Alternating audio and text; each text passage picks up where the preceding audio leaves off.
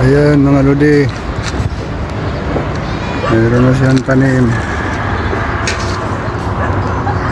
4 na piraso.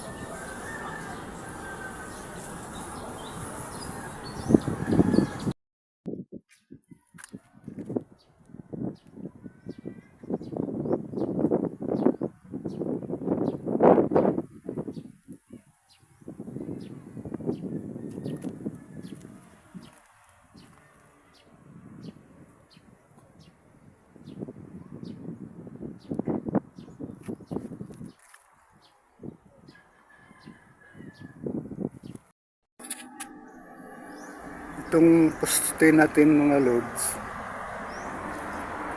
kahoy ito 4x4.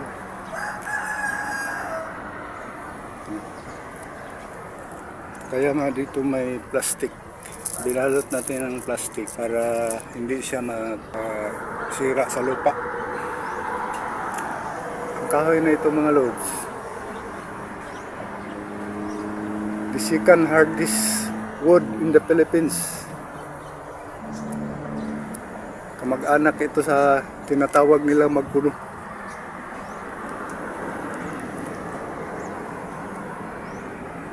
And hindi tatabla ng pako. Mabali yung pako. Kaya nga naka-standby siya. Ito na lang yung ginagamit ko na poste. Mga lodi, meron tayong aalisin itong dalawang sucker na to. Meron pa dito. Ayan. Yan. Sa refrigerator ito na side. Dito naman sa washing machine. Ayan, alisin natin yan. Itong dalawa. Tapos i-alcohol lang natin ang lid natin.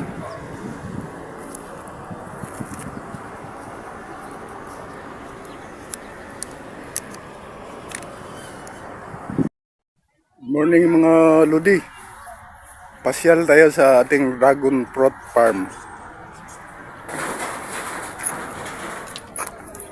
Ayan na siya.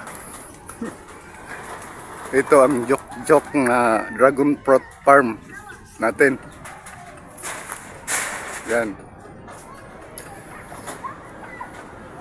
Tapos ang ilalim, tingnan nyo mga lods. Yan ang ilalim sa ating farm. Morning mga lodi. Pasyal tayo sa ating dragon fruit farm. Ayan na siya. Ito ang joke na dragon fruit farm natin. Yan. Tapos ang ilalim, tingnan nyo mga lods. Yan ang ilalim sa ating farm.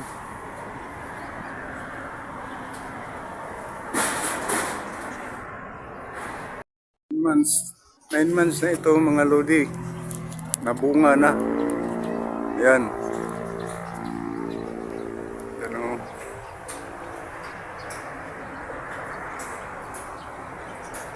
Nine months na ito mula nang itanim natin.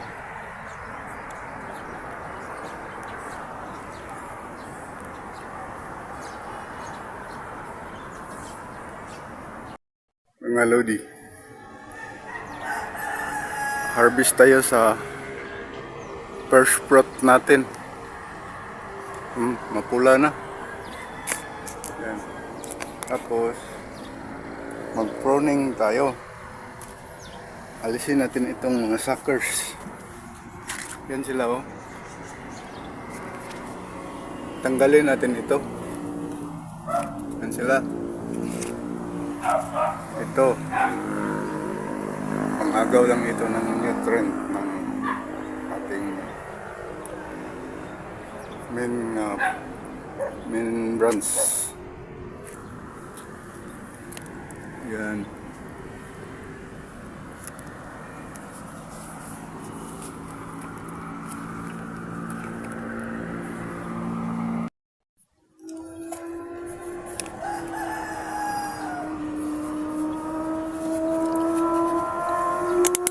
Linisin muna natin itong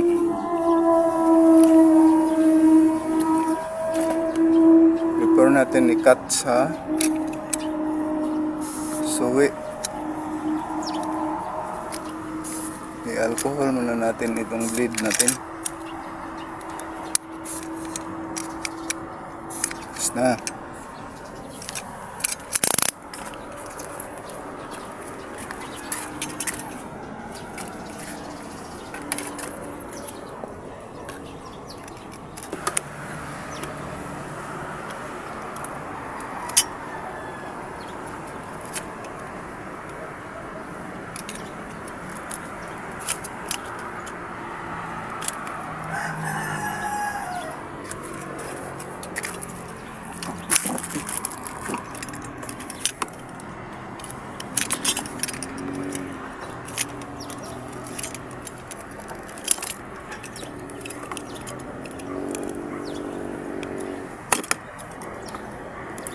Hindi yan sayang nga lods ha. Talagang ganyan talaga yan.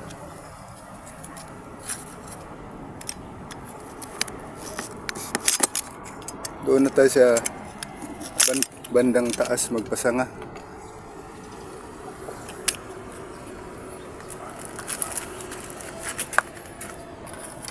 Paglampas na ng gulong sa kanan tayo magpasanga. Dito sa baba alisin talaga ito.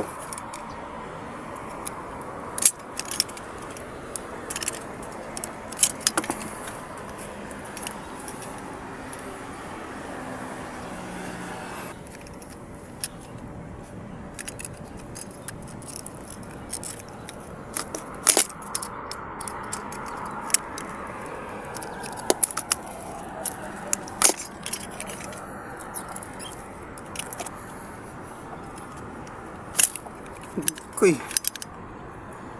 Nako. Sugatan yung main branch natin.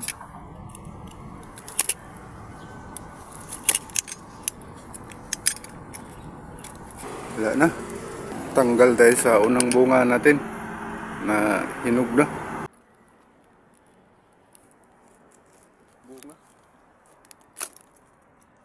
Oh, yan. Tanggal na. Pero pag marami tayong bunga na harvestin, so ngayon isa lang muna.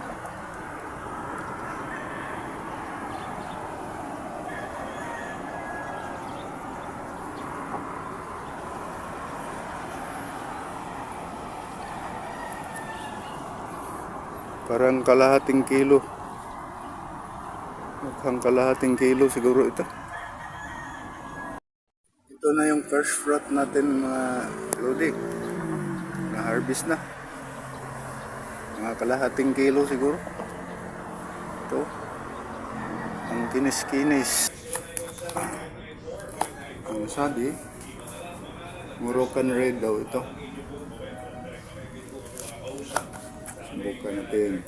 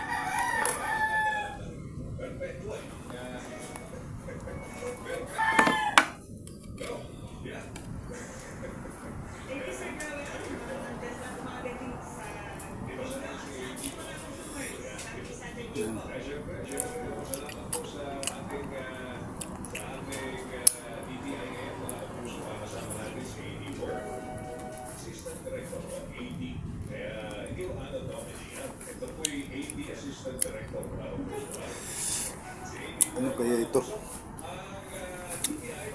May tamis naman tapos may kunting asim. Ano kayang variety ito? Ang sabi nila Moroccan Red.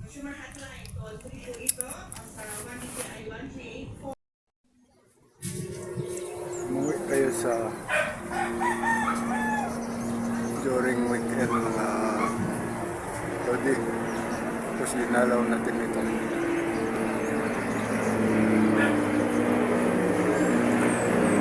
Dragon fruit natin na nasa rooftop.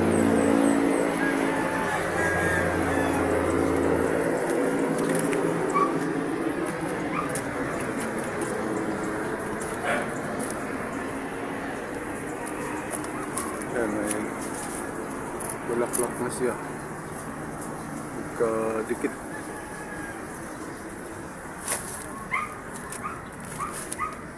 Dito sa isang sanga, may dalawang bulaklak.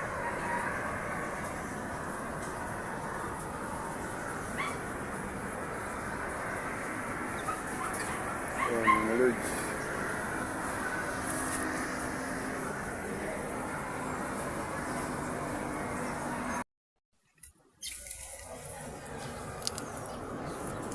Good morning mga idol. Today's activity, mag-pruning tayo sa mga suckers na walang gamit, pero gagawin natin itong binhi. Gagawin natin itong additional na plant. Yan, ito kumakain lang ito ng nutrient dito sa ating mga fruit. Kaya yung nga dito sa baba, alisin natin. Yan. Pero magagamit din natin ito.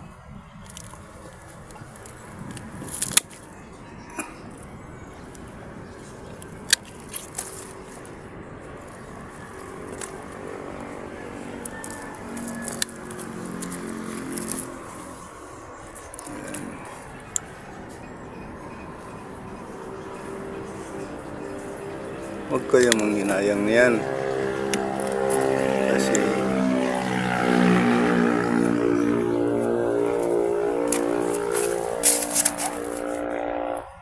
pwede man rin natin itong itanim.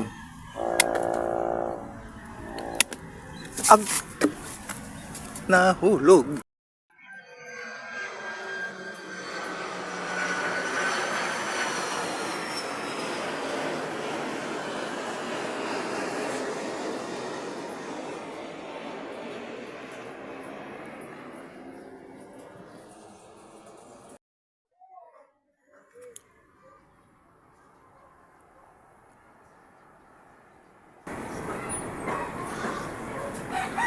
Yan, pwede na siyang pitasin mga idol. Pero maya na yan.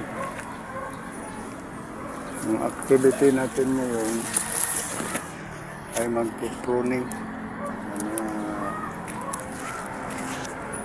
suhi. Ayan sila. Para makabunga siya ng gusto.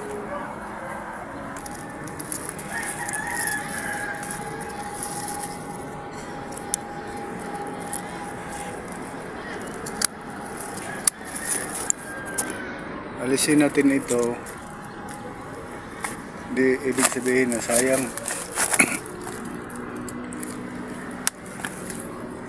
I-plant din natin ito mga idol.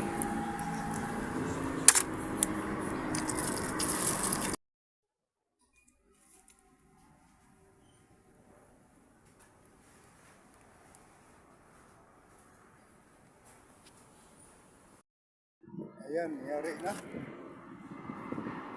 Ayan mga idol. Tapos